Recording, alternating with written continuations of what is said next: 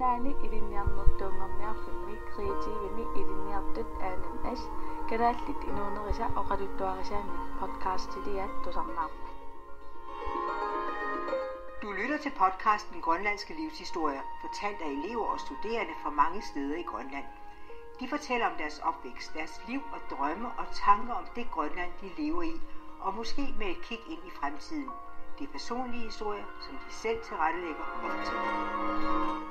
Denne episode af Grønlandske livshistorie fortalt af unge handler om køkkenarbejde på GeoX. Jeg taler med mine. Jeg hedder Knud Olsen.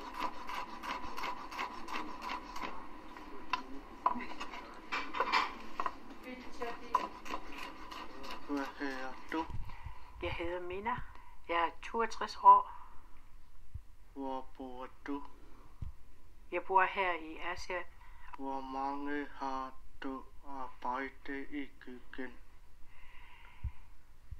Jeg arbejdede i 30 år, men her i Geo, jeg arbejder kun 3 år. Hvad laver du i køkkenet? Ja, jeg laver alt, hvad jeg kan nå.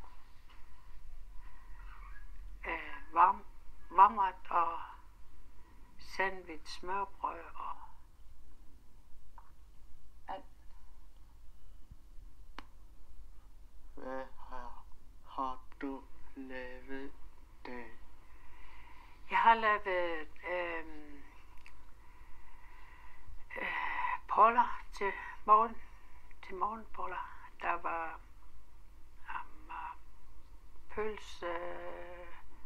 pølsehorn og kartoffelbarokker og skånes og så flyt.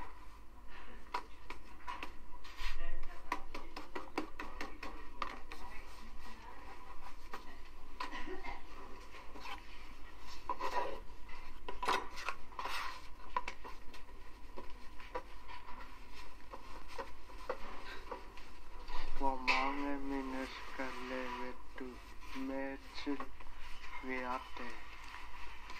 Vi laver mad til cirka 100 mennesker. Hvor mange spiser de? De spiser kød omkring 20 kilo eller 18-20 kilo. Og så laver vi også salat. Hvor mange kilo salat? Omkring 12 kilo. Og kartofler? Kartofler, det er omkring 15-20 kilo. Hvad er livret? Det er pizza og pølsehorn og æblekage, alt. Laver du selv valg og rensdyr? Vi laver vand og rensdyr, men vi har aldrig prøvet at lave selv.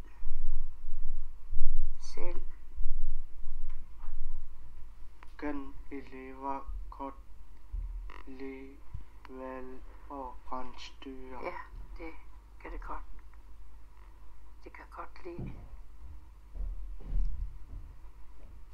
Laver du også mad derhjemme? Ja, jeg laver altid aftensmad. Hvad laver du?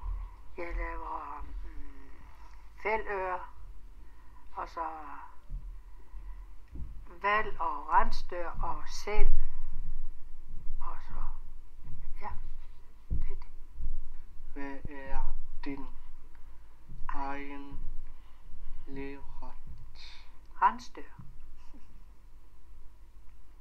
din mand fangehønseler Ja, det er. og rensdyr. Ja, han er lige kommet fra rensdyrjagt.